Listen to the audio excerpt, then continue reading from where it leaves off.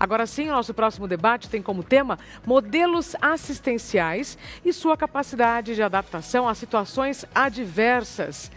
Olha aí.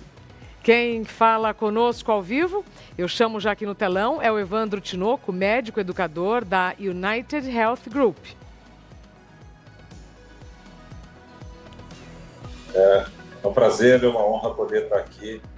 É uma honra e um prazer poder estar aqui com vocês nesse evento e poder discutir os novos modelos assistenciais numa dinâmica pós-pandemia e os aprendizados. Excelente. Obrigado, doutor Evandro. Quem também vai participar conosco é a Maureen Lewis, CEO da Acesso Global. Maureen? Boa tarde. Boa tarde, bem-vinda. Boa tarde, é um honor de estar aqui com vocês. Excelente, Maureen. E também vai participar desse debate a Rita Colli, superintendente assistencial do HCOR. Rita, tudo bem? Rita, não estou te ouvindo. Seu áudio está fechado? Vamos ver?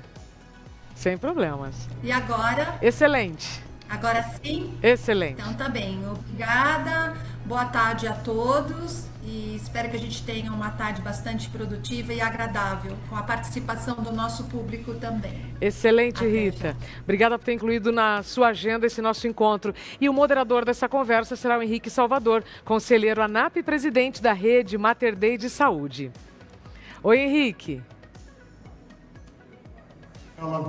Boa tarde, Maureen. Boa tarde, Rita. Boa tarde, Evandro.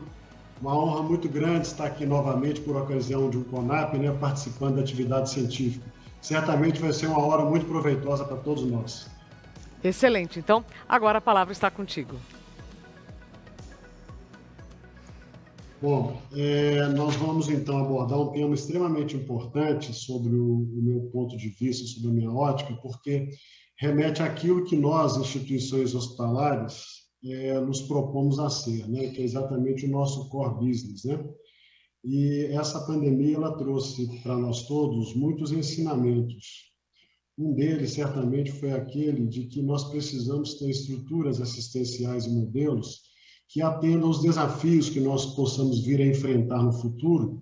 E certamente a pandemia nos testou muito em relação a isso. E um dos legados que ela deixa, certamente, é essa capacidade de adaptação que as instituições precisam ter para poder oferecer para o ser humano as melhores oportunidades terapêuticas. Eu vou passar inicialmente a palavra para a Maureen Lewis, que é a CEO da Acesso Global, que vai nos falar durante 20 minutos sobre a sua experiência, sobre aquilo que ela preparou hoje para a gente à tarde. Depois nós vamos ter aí, durante 10 minutos, os comentários do Evandro e da Rita também. Por favor, Maureen, com a palavra.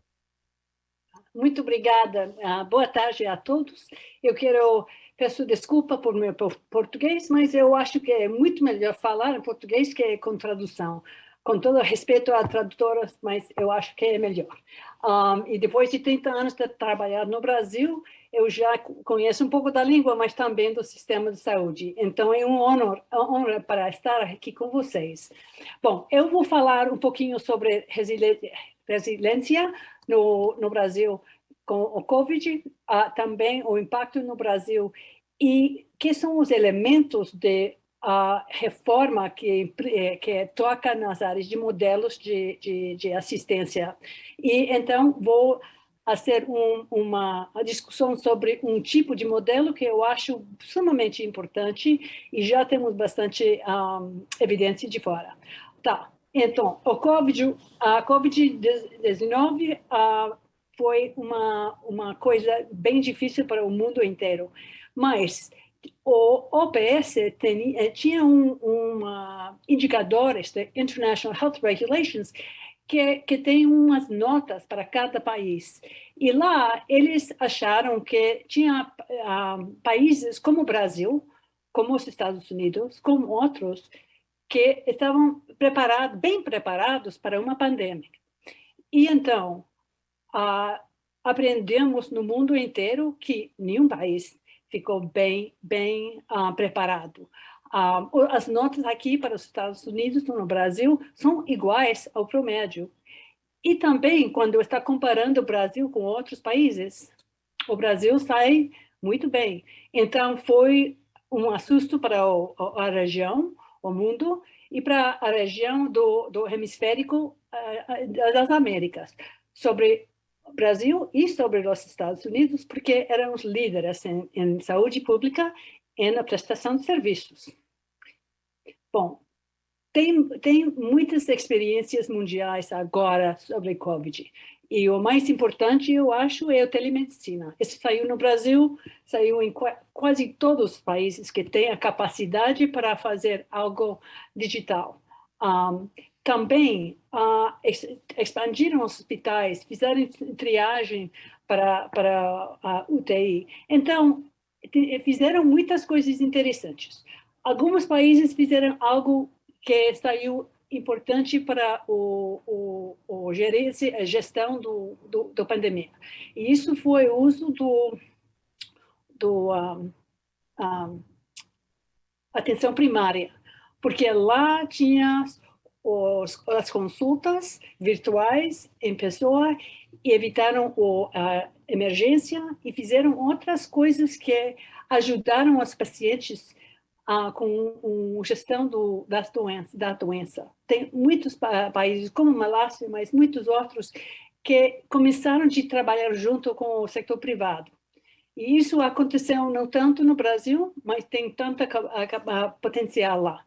E, finalmente, outra coisa, em alguns lugares nos Estados Unidos, essa rede de assistência primária ajudaram muito os hospitais para comunicar e para gerenciar os pacientes. Então, essas áreas saíram bem importantes nas lições do COVID. E por que o Brasil não fez bem?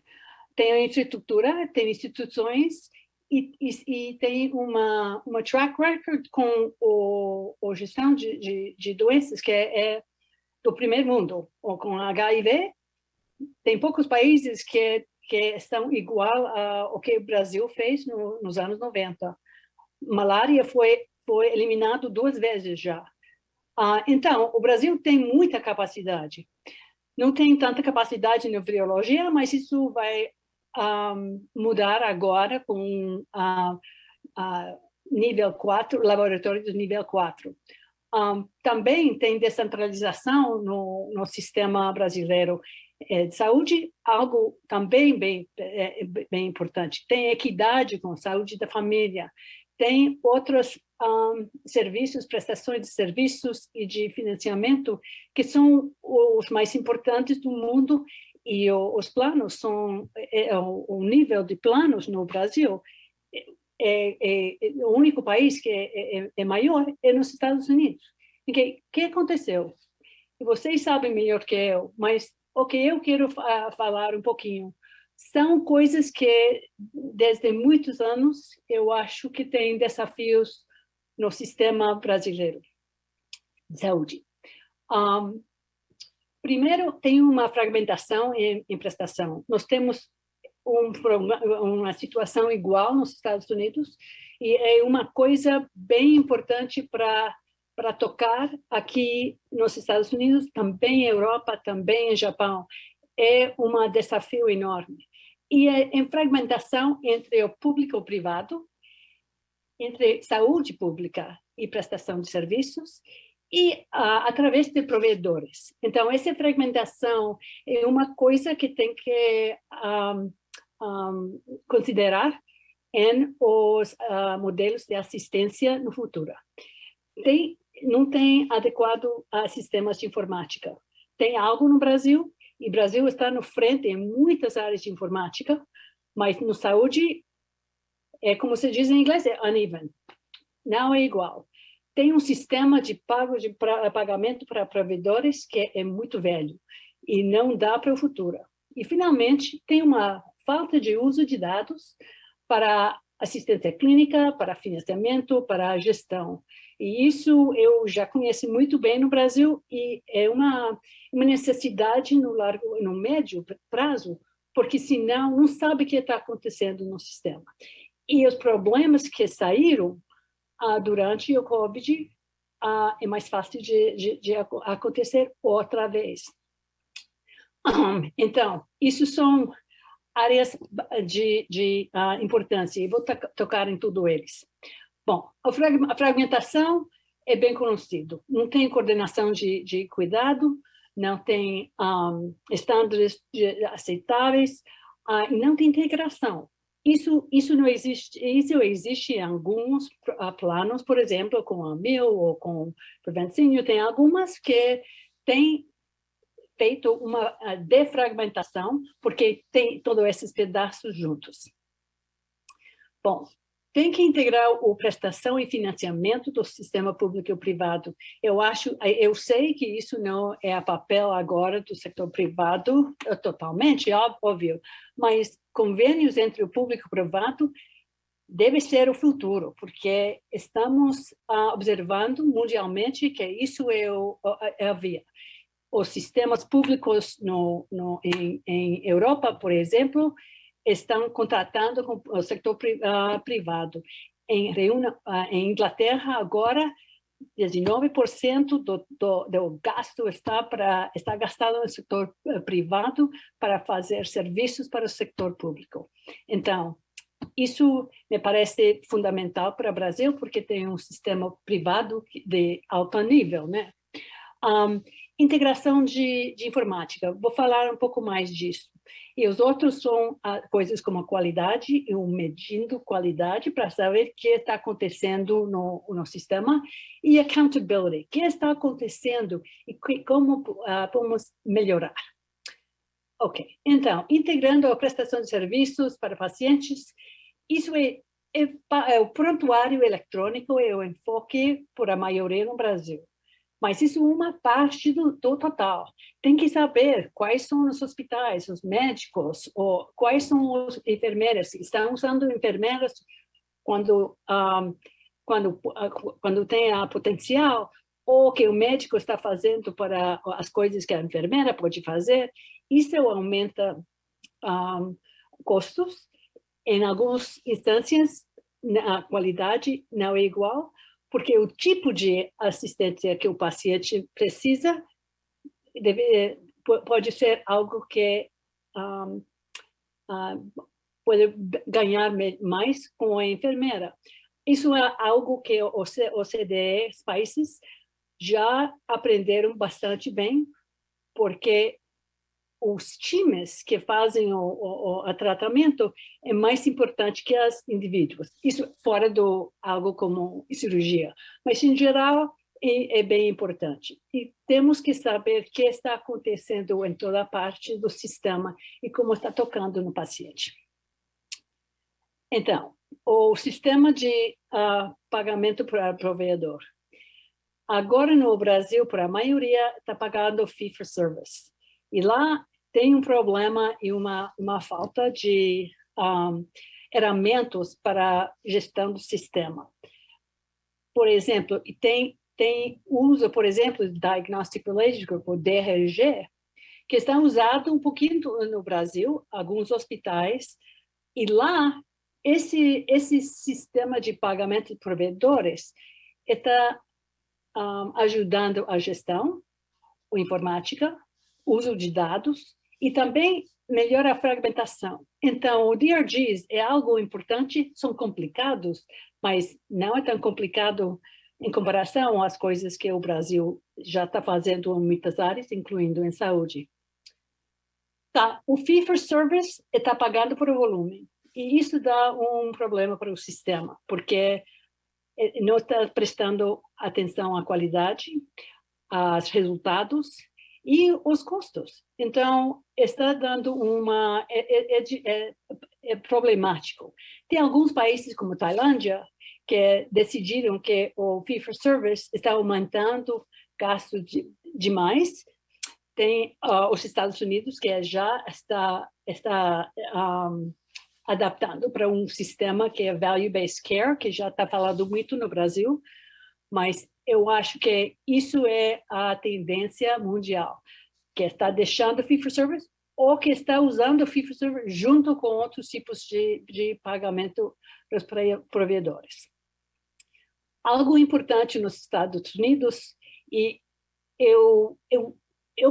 para mim, o Brasil e os Estados Unidos tem muitas coisas que são parecidas e podem aprender um com o outro.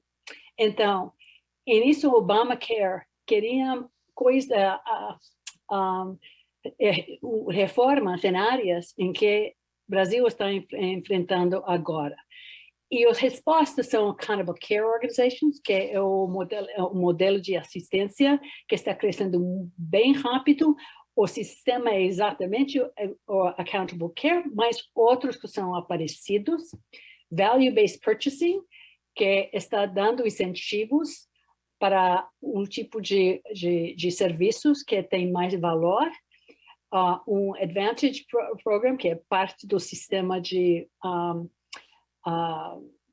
seguro público, e para melhorar a qualidade dos serviços dos médicos. Então, essas 4 áreas são fundamentais para o Obamacare, as reformas que saíram de lá. Bom, que são os incentivos para o Value-Based Purchasing? Isso são que pode usar junto com, ao invés de fee-for-service. O Bundle Payments, que tem um pago para um episódio de doença. Capitation with accountability, captação, que está usado no Brasil, mas não sempre com accountability. Accountability precisa de informação que está usado. Shared savings and risk, isso é algo novo, mas está crescendo bem rápido nos Estados Unidos, já estão usando em Inglaterra também, Inglaterra mais que todo em Reino Unido. E lá também precisa de informática para saber que são qual é o nível de economização que tem, porque o que eles fazem é estão compartilhando os euros, e que lá eles estão ganhando mais porque estão mais eficientes e estão aumentando qualidade. E estão medindo essas coisas para que pode dividir esses recursos adicionais. E também o Pay for Performance, que já está falado muito no Brasil, mas acho que é algo também no mundo mundial, está crescendo. Bom, o quarto área é falta de uso de dados. E isso é algo que acho que é somente os incentivos e a aumentação de gestão do sistema. Ok. Tá, então, eu vou falar um pouquinho sobre Accountable Care Organizations. Accountable Care Organizations são um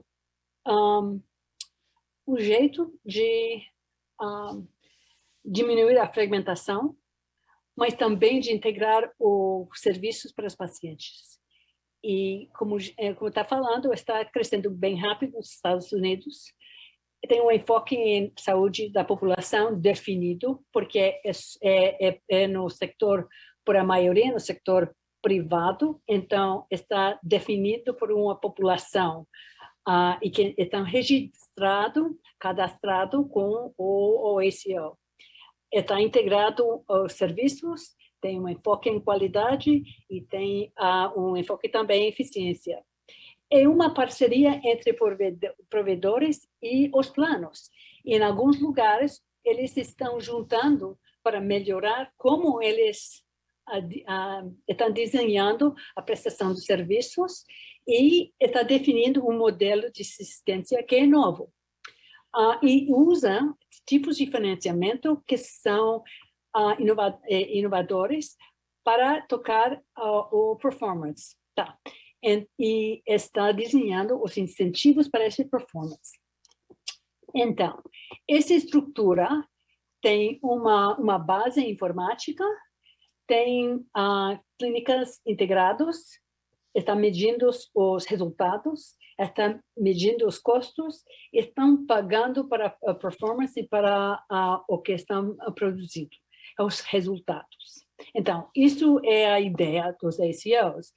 E estão integrando todas as atividades do sistema de saúde, especialistas, de referência para hospitais, tem todos os níveis de serviços de hospitais, tem o hospital de dia, tem de tudo. Então, a ideia é para integrar e que o sistema, o modelo, uma gestão que integra todos esses pedaços. E então, com os Payment Options, estão usando todos esses Payment Options que falei antes, porque depende da necessidade ou estrutura da ACO, nada está definido de como deve definir ou desenhar o sistema. O sistema é a decisão do ACO próprio. É somente que sabe os resultados para os pacientes, os custos e a gestão. Então, ACO é ACO-like, é como ACO. Não tem que ser só ACO, mas esses são os elementos de um novo modelo de assistência que está saindo no mundo. E nos Estados Unidos em particular, mas tem uma adaptação que é muito forte em alguns desses. Por exemplo, em Bundle Payments, Holanda está usando por muita coisa. E captação está usando em muitos lugares e já estão usando dados para saber o que está acontecendo nesses sistemas. Então, o ACO e a estrutura da ACO é uma base para uma mudança na cultura de prestação de serviços, na direção de qualidade e para valor em saúde. Então, isso é uma ideia e uma direção que tem valor para o Brasil. E essas ideias, o sistema de pagamento para provedores, ou informática, tudo isso são componentes que são importantes em geral. E o ACO está juntando essas ideias em um pacote como modelo de assistência. Bom, então, resiliência não são de inputs que está gastando, mas que a prestação, os dados e o pagamento de provedores. O governo tem um papel importante na saúde pública, em pesquisa, em vacina, em tudo essa coisa que são úteis para o país em geral. Mas, como os Estados Unidos, o setor privado tem um papel em inovação, e isso é muito claro no Brasil. Um país, eu conheço muitos países já, trabalhei em mais que 100, e o nível de inovação no Brasil é impressionante em comparação. E uma mudança em prestação, financiamento, em informática, em uso de dados e na gestão do paciente. E isso são os desafios, acho, para o modelo de assistência e para a resiliência para o futuro pandêmicos. Então, isso é tudo que eu queria dizer, e tenho muito interesse nos comentários e reações de outros, e muito obrigado pela atenção.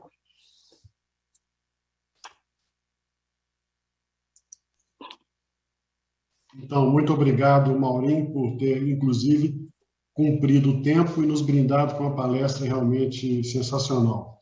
Nós vamos passar a palavra agora para o Evandro Tinoco, que vai comentar a apresentação e também colocar suas impressões. O Evandro Tinoco, ele é médico educador da UHG, United Health Group, mas muito antes disso, o Evandro é um médico e um profissional com a folha de serviços prestados à saúde brasileira das mais louváveis, inclusive a própria ANAP. O Evandro exerceu inúmeros cargos importantes na ANAP, né, e contribuiu muito para que os hospitais brasileiros, principalmente aqueles afiliados à ANAP, chegassem no nível de maturidade assistencial que tem hoje. Então, com a palavra, Evandro, por favor.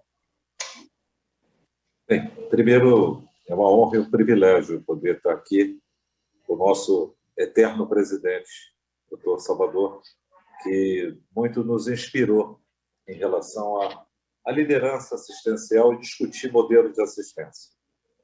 O que nós vimos na pandemia? Né? Obviamente, eu tive um olhar a partir da educação. Né? E o que foi importante nos hospitais brasileiros? A primeira lição importante dos hospitais brasileiros foi a palavra cooperação e colaboração. Então, no passado, hospitais A, B e C da ANAP competiam em ter os seus IEPs com maior relevância. Né? E a pandemia do Covid fez com que a pesquisa clínica pudesse estar conectando esses hospitais. E, obviamente, surgiram novos players. Né? Então, eu destaco aqui dois importantes médicos, e hoje é um dia dos médicos, que eu gostaria de render homenagem.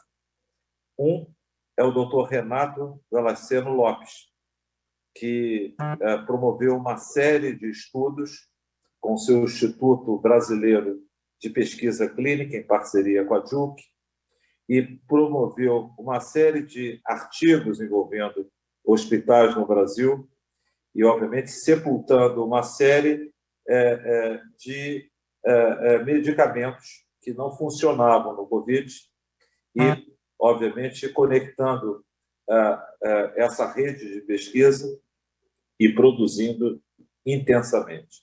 E doutor Otávio Bernang, lá do Einstein, que também liderou uma série de pesquisas do Covid. E aprendeu-se o que dos hospitais do Brasil? Colaboração, cooperação. No ambiente da pesquisa, gerou uma prática na assistência onde a tolerância à incerteza e respeitando a ciência fez com que os hospitais, né, da ANAP pudessem, obviamente, estar menos envolvidos a práticas que não tivessem a ciência como balizador.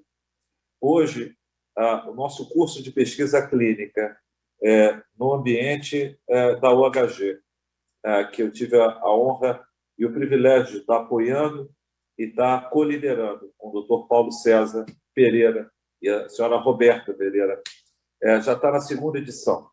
E, obviamente, cresce o número de pessoas interessadas em pesquisa clínica.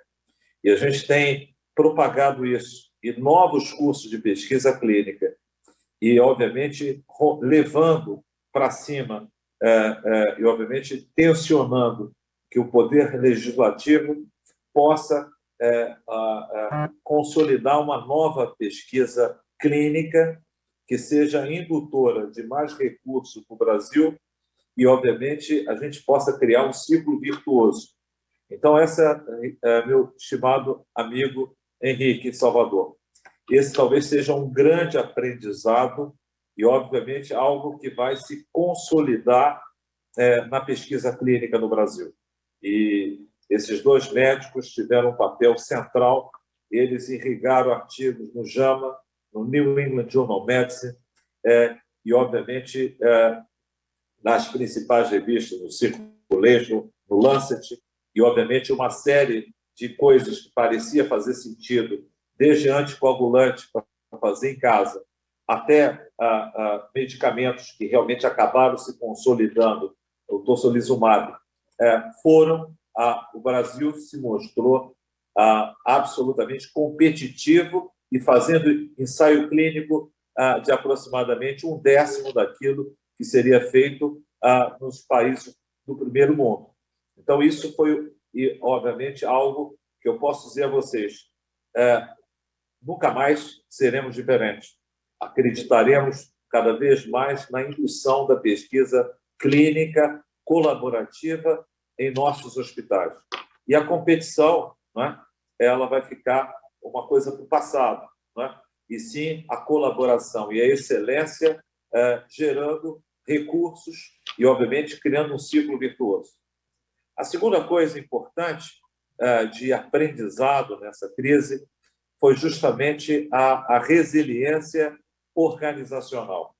Eu tinha um papel que era ser uma pessoa, diretor médico.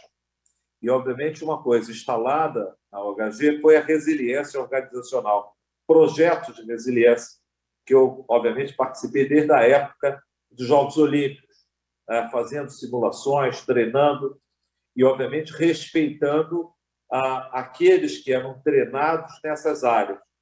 E isso, durante a pandemia, com o apoio da ciência de dados, foi possível programar e visibilizar e preparar as organizações para que nenhum paciente ficasse do lado de fora.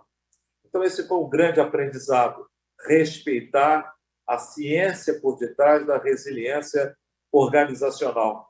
Uma série de ferramentas apoiadas por dados, apoiados por engenheiros, apoiados por aqueles indivíduos que trabalham na gestão de crise. E, obviamente, isso nunca mais vai ser de volta a isso. E, obviamente, o aspecto da horizontalização dos gabinetes de crise. Participei e assisti vários eventos, né, comandados por alguns CEOs. Eu assistia isso às sextas-feiras no Procardíaco e, obviamente, o Dr. Lopé, que é o CEO do Procardíaco, coordenava e orquestrava com o apoio de todo o aspecto corporativo. Então, diariamente, o aspecto horizontal. E uma vez por semana, trabalhando, refletindo e programando a semana. Então, esse respeito à resiliência organizacional, à ciência de dados, à comunicação e as equipes em TEIs foram algo que realmente os hospitais de excelência e um novo modelo de holocracia. Acredito que esse seja algo que a gente vai aprendendo. E, obviamente, a gente tem que mudar o modelo de governança das organizações, de uma maneira geral. Esse é um aprendizado. O modelo de governança que introduz a holocracia, os times gerindo aquilo que é a gestão da interdependência. Então, a gestão da interdependência foi algo extremamente importante e acredito que, no futuro, cada vez mais essa visão de trabalharmos a holocracia como um modelo que, obviamente, incorpora diversidade e incorpora, obviamente, a gente trabalhando com grupos, resolvendo e administrando e, obviamente, trabalhando com autonomia. Então, esse foi um outro ponto importante.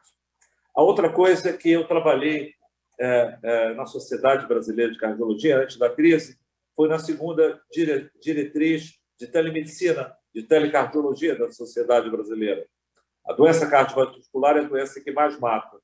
E, obviamente, a gente aprendeu, antes da crise, já começamos a discutir a telemedicina no Brasil. E a telemedicina foi algo extraordinário. Cumpriu um papel fundamental de ajudar no processo de cuidado dos pacientes. E, obviamente, as equipes que trabalham com telemedicina tiveram um papel central em manter os pacientes, principalmente no momento mais crítico, que a gente estava construindo ainda as rotas ou linhas verdes, áreas livres de Covid, e, obviamente, durante o pancadão, que foi a primeira onda, e olhar o Covid em 4 ondas. A primeira onda, a onda mais intensa. A segunda onda, a onda que as pessoas com doença crônica agudizada precisavam chegar aos hospitais e preparar as áreas verdes, as linhas livres de Covid, ou com menor chance. Não é? A terceira, justamente, retornar à atividade das doenças crônicas. E, obviamente, a telemedicina foi algo importante. A quarta onda, a onda ligada ao burnout, às doenças psicoemocionais e, obviamente, a telemedicina, a telepsicologia, o teleatendimento foi importante para, justamente, ajudar desde os pacientes até as equipes. E, obviamente, a visão importante do quadro POEM. Então, esse também foi um grande aprendizado. E agora a gente está lidando com a quinta onda, que é o pós-Covid, que também os hospitais brasileiros vêm se organizando para cuidar desses pacientes através de equipes multidisciplinares e protocolos que combinam assistência e também combinam pesquisa.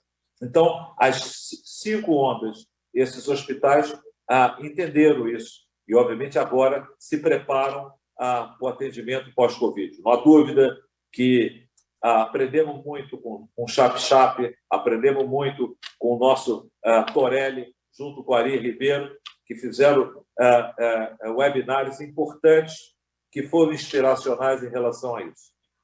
Eu queria deixar uma mensagem, que é a mensagem da medicina de família. A medicina de família, eu tive a oportunidade de trabalhar antes, né? Logo assim que eu deixei a minha função de ser diretor médico, o Dr. Charles me chamou e falou: olha, mano, desenvolva uma conexão da medicina de família com a cardiologia. Por quê? Porque existe aqui oportunidades. A medicina de família e as doenças cardiovasculares dos hospitais, e trabalhei num local que a medicina de família estava dentro de um hospital, mas não era visível. Nem o hospital via, nem a medicina de família enxergava o hospital. E a maioria dos pacientes, às vezes, voltavam para os seus médicos assistentes ou voltavam para aquele cuidado que a gente sabe que era muito fragmentado, mesmo tendo centros médicos. A medicina de família conectada aos hospitais tem um papel central.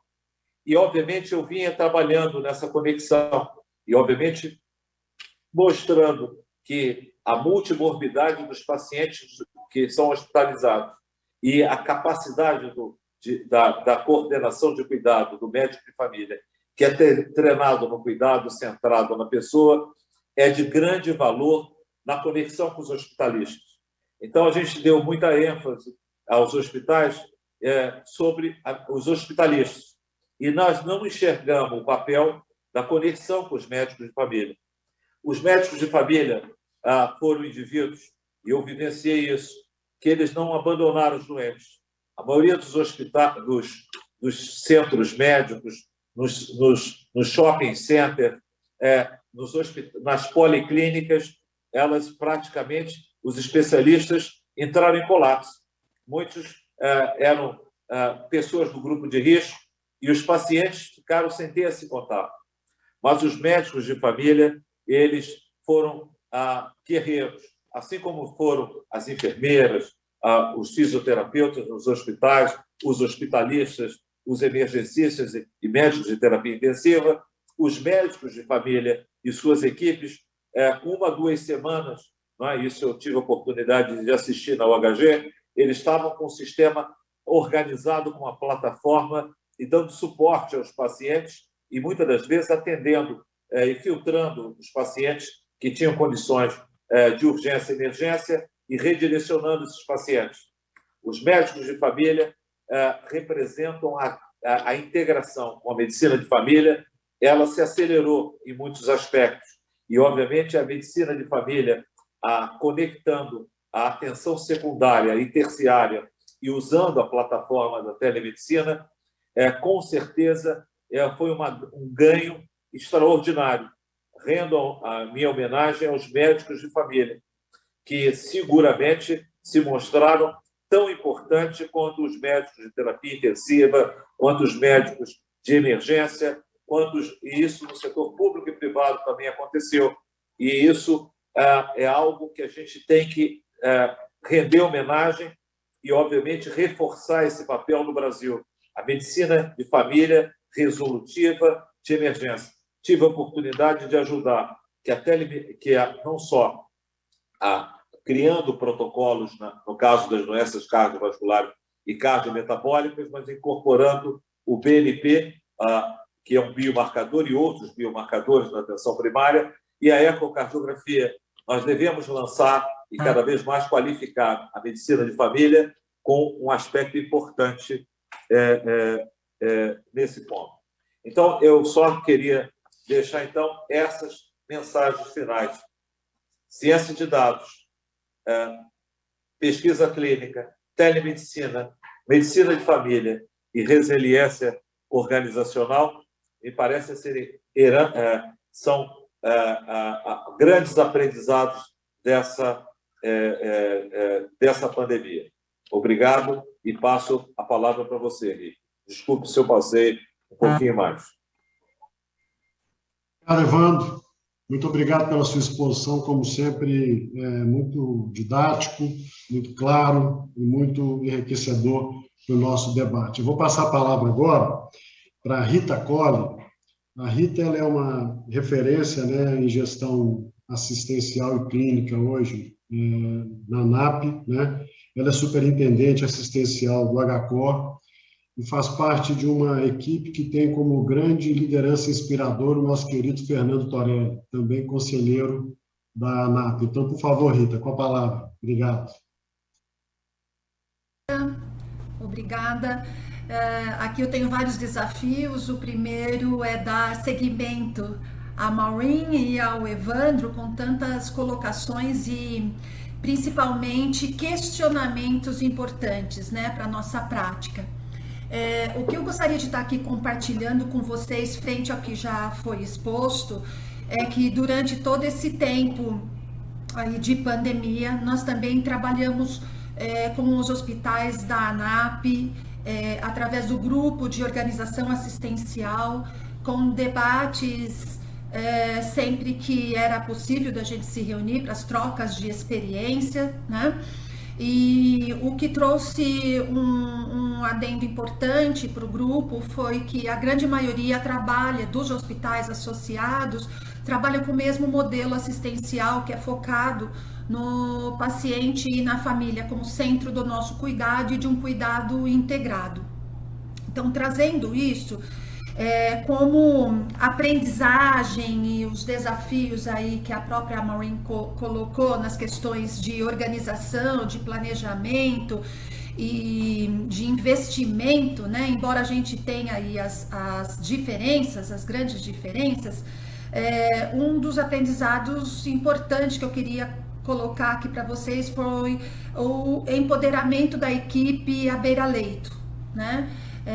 Esse foi um avanço, né? As discussões, a necessidade, a colaboração nesse sentido também foi primordial, porque nós a cada dia debatíamos com questões diferentes do que era a nossa rotina anterior a uma pandemia, né? Então tínhamos que parar, reorganizar as nossas atividades, reorganizar as nossas rotinas, reorganizar os nossos fluxos internos dentro dos hospitais, né, para atender essa demanda e principalmente revisitar a nossa assistência. E para isso, baseado nas pesquisas que em paralelo corriam, então nós tínhamos atividades quase que diária, né, nos hospitais, revisitando nossos protocolos, os medicamentos que iam sendo imputados nesse cuidado, técnicas que pouco utilizadas, que passaram a ser frequentes dentro das nossas unidades de pronto-socorro, de internação e terapia intensiva. E se não fossem essas questões, a gente se perderia na questão de qualidade e segurança, né? Outro ponto importante que a gente discutiu ao longo desse tempo foi esse empoderamento, essa revisão de processos e o modelo de capacitação de pessoas e de treinamento, né? A rapidez com que isso era necessário por conta de ampliação de leitos, por conta de auxiliar em hospitais de campanha, esse recrutamento que no início foi bastante deficitário, né? Porque eram pessoas com pouca experiência que chegavam para ser inseridas já no processo do cuidar. Então, também dentro das instituições, as equipes de capacitação de SCIH, da qualidade, tiveram que se imbuir aí de ir para frente mesmo do cuidado, estar à beira-leito junto com a equipe para conseguir manter esse treinamento, o treinamento, a simulação acontecia praticamente junto com as nossas práticas. Então isso também veio a contribuir no momento pós-pandemia de revisão dessas nossas práticas, né? Que realmente é isso que você imagina para a melhor capacitação dos nossos profissionais, principalmente da assistência multidisciplinar, né? Que é a discussão dos casos em rondas, a capacitação à beira-leito, a revisão de escalas e coberturas dessas escalas com a maior agilidade e com uma responsabilidade muito grande de quem você colocaria ali para atender o paciente, o cuidado. Então essas questões também a gente discutiu ao longo aí desse 1 ano e meio, 2 já que estamos nessas práticas que mantemos agora, né? E o nosso desafio agora é manter esse empoderamento dessa equipe, essa capacitação à beira-leito, a reorganização dos times multidisciplinares, não é? Aqui na minha instituição eu faço a gestão da equipe multi, então isso é um elemento que facilita a colaboração e a integração desse time. Isso acho que também não dá para ser diferente mais, né? A gente não fala mais só de um tipo de cuidado, um tipo de modelo, mas sim de um modelo integrado entre todas as disciplinas e todas as equipes multidisciplinares. Outro papel importante que nós tivemos, e os hospitais também, conforme a gente foi compartilhando, foram as questões de responsabilidade social, né? Em que a gente poderia levar também a nossa experiência, compartilhar as nossas experiências com hospitais privados, associados ou não, hospitais públicos, hospitais filantrópicos, onde a gente montava aulas e debates com cada assunto que iam surgindo, e a gente fazia essa troca de experiência praticamente no mesmo momento que a gente estava implementando algo diferente, a gente também já estava compartilhando essa experiência com demais instituições. Então eu tenho uma grande expectativa que essas contribuições permaneçam, né? E que a gente consiga, com os desafios que nós temos à frente na gestão de dados, né, adquirir dados e poder compartilhar esses dados também assistenciais junto aos às nossas equipes e aos nossos hospitais. Outras questões aí que nós revisitamos, e a grande maioria dos hospitais que eu tive contato também o fizeram, foi a revisão da gestão de materiais e medicamentos, né? Revisão da utilização de materiais e medicamentos, acesso a esses novos equipamentos, que foi bastante também, foi um dificultador no início. Depois nós vimos que os equipamentos chegavam, mas as pessoas não estavam capacitadas para utilizá-los. Então, esses aprendizados, eles foram todos registrados, né? A gente tem que utilizar agora desse conhecimento que nos foi até forçado, né? Nesse modelo novo de gestão, de fazer, nos reinventarmos a cada dia, que agora a gente possa, com um pouco mais de tranquilidade, implementar essas melhorias que nós tivemos na nossa assistência, na nossa organização assistencial, né, do modelo, e poder implementá-las, ir em frente nos demais setores. Eu falo aqui também no hospital, em outras áreas que não foram tão afetadas assim durante a pandemia, a gente já está levando também essas melhorias de revisão de processos, de capacitação, de mensuração dos resultados, né? Então é um método que a gente tem condições de estar expandindo e que é extremamente necessário para a gente poder observar o que nós estamos bem e onde a gente ainda tem oportunidade de melhorias.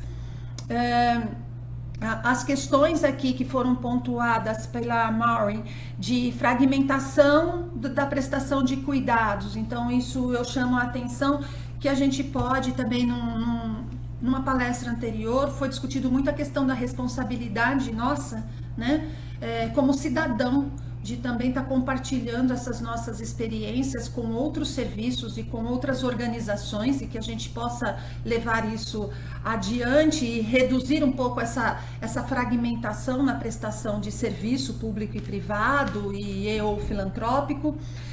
O sistema de informatização, acho que a gente tem bastante ainda para avançar, mas temos pelo menos um direcionamento hoje um pouco mais discutido e com a participação das equipes multidisciplinares também, então não só na gestão do hospital, mas na gestão do cuidado, isso é bastante importante. E a falta de dados para a gestão, que na verdade vem de encontro com essa questão de sistematização do serviço, que ainda acho que é um grande divisor aí que a gente tem que ir atrás, porque o paciente hoje ele é realmente fragmentado. Se ele é atendido num hospital, você tem até uma base de dados daquele paciente naquele serviço. Entretanto, em redes isso já ocorre de uma maneira diferenciada, e no serviço público é de outra, né? Então essa questão de gestão da informatização também é bastante importante. Por último, eu queria agradecer aqui a todos o convite, né, que eu recebi, a responsabilidade que eu tenho aqui de estar representando um time de gestores assistenciais dos hospitais associados, não é? E fico à disposição para mais algum complemento, e parabenizar mais uma vez a Maureen pela excelente apresentação. Obrigada. Então, eu queria agradecer a Maureen, ao Evandro e à Rita pelas excelentes exposições. E agora nós temos aqui algumas perguntas e algumas interações das pessoas que estão nos assistindo, que eu acho que são muito interessantes. A primeira eu vou endereçar para você, Rita. Na verdade, como lidar institucionalmente com a autonomia médica na prescrição de medicamentos de eficácia duvidosa? Numa certa fase da pandemia, questionou-se muito a eficácia de alguns medicamentos, inclusive com a condução de estudos controlados até no próprio Brasil, né? E aí a Cíntia Mello Moraes, ela acrescenta a seguinte pergunta: na sua opinião, qual foi a situação que mais foi problemática para a sua assistência nessa pandemia? Acho que a gente está falando dos medicamentos off-label, né? Que durante a pandemia aí teve realmente uma abertura, tanto para medicamentos não padronizados, como para medicamentos em uso de pesquisa. O hospital aqui, o HCOR, ele também é um centro de pesquisa, e essa autonomia médica, ela era, na verdade, discutida previamente, que medicamentos nós estaríamos incorporando por um comitê interno dentro do hospital, que participam médicos, os infectologistas principalmente, porque foi a grande abertura aí, foi em relação a esses medicamentos, e uma atuação muito grande dos farmacêuticos, né? Então, os medicamentos que a gente teve aqui na minha instituição, a abertura para uso, foi conduzido pelo comitê de pesquisa aqui do hospital, né? Nós não tivemos dificuldade nas questões assim de não aceitação das normas internas do hospital. Isso tudo a gente teve um controle bastante importante. Eu acredito que isso não é de forma alguma o que acontece na grande maioria dos hospitais, né? Essa autonomia, por isso que eu falei aqui, a gente tem que trabalhar para a gente manter esse empoderamento adquirido pela equipe multi. A equipe aí, no caso, relacionado com a medicação, é o farmacêutico clínico, à beira-leito, discutindo as questões junto em rounds clínicos diários, para que a gente possa, sim, levar o melhor cuidado para o paciente. Ótimo, muito obrigado. Bom, Evandro, tem uma pergunta aqui também, mas eu queria, dada a expertise que você tem na área, como é que a área de inovação de sua instituição lidou com o surgimento de uma doença muito pouco conhecida, né? E que a gente foi, na verdade, conhecendo ela à medida que o tempo foi passando. E aí tem uma pergunta da Gabriela Ferreira de Oliveira Butrico, que pergunta quais os desafios para alavancar ainda mais a pesquisa clínica no Brasil. Nós temos só mais 4 minutos de sessão, né? A nossa sessão termina em 4 minutos, então se pudesse. Objetivo. Eu acho que a primeira pergunta se manteve muito fortemente ligado ao aspecto de seguir aquilo que estava liberado, né? De ser muito conservador nas incorporações. Então, acho que esse foi um comportamento, né? A segunda questão é como a gente ampliar essa necessidade da gente poder acelerar o processo da pesquisa clínica no Brasil. Acho que talvez um ponto importante é a gente começar a ter um tempo de análise dos protocolos mais rápidos e de aprovação da pesquisa clínica. A segunda coisa é discutir de por que a gente tem que passar e ter a aprovação em todos os centros de pesquisa para uma pesquisa de um mesmo medicamento, não é? Se a gente não pode, eu não consigo entender se tem uma ética diferente no HCOR ou uma ética diferente no MaterDay, não é? Eu acho que, uma vez um centro de pesquisa, um comitê de ética em pesquisa, tendo aprovado, né, uma pesquisa clínica, né, com um novo medicamento, num local que tem, obviamente, isso bem documentado, com processos, etc., eu acho que isso é uma maneira da gente facilitar. E outra, a gente enxergar o quanto isso gera de recurso para o país, o quanto isso fixa pesquisador, o quanto isso fixa farmacêutico, enfermeira, e o quanto isso gera de dinheiro para as nossas instituições e para os pacientes, e atrai pacientes que hoje entram na pesquisa clínica. Nós temos também algumas verdades inconvenientes também, que a gente não fala, e a gente precisa falar. Primeiro, o farmacêutico clínico no Brasil e nos Estados Unidos. Nos Estados Unidos, o médico tem um outro médico que faz a prescrição, que é formado em farmacoterapia, né? Tem a formação em farmacoterapia. Nós sabemos também, no Brasil, que esse é um gap que a gente precisa ter. A segunda coisa é que as evidências científicas talvez aconteçam em 20% dos medicamentos que a gente prescreve no dia a dia, nas terapias intensivas e em outras áreas. É claro que o Covid trouxe essa atenção, mas isso vai fazer com que os nossos hospitais revejam internamente as suas boas práticas em outras áreas, em reumatologia, em cardiologia, em oncologia, e de alguma maneira isso pode gerar o quê? Desperdício assistencial. Então a gente deu bastante ênfase ao Covid, eu acho que muda o nosso mindset, as incorporações tecnológicas dos hospitais necessitam ter aprendizados em relação a isso, e obviamente muitas das coisas que a gente incorporava, não é? Sem nenhuma visão, não é? Sobre os impactos disso, e a gente vai ter que criar para essa nova década uma visão que não só da infectologia, dos antibióticos, mas de todas as áreas que hoje são de alto custo ou até mesmo de baixo custo, mas que não tenham evidência científica. Então, os comitês de medicina baseada em evidência, da prática clínica baseada em evidência, e há um grande gap, né? E mostrar que o profissional de saúde no Brasil, e médicos também, né, não tem o mesmo nível de conhecimento científico. Isso precisa ser nivelado, né? Esse é o último desafio que eu queria passar para você, Henrique.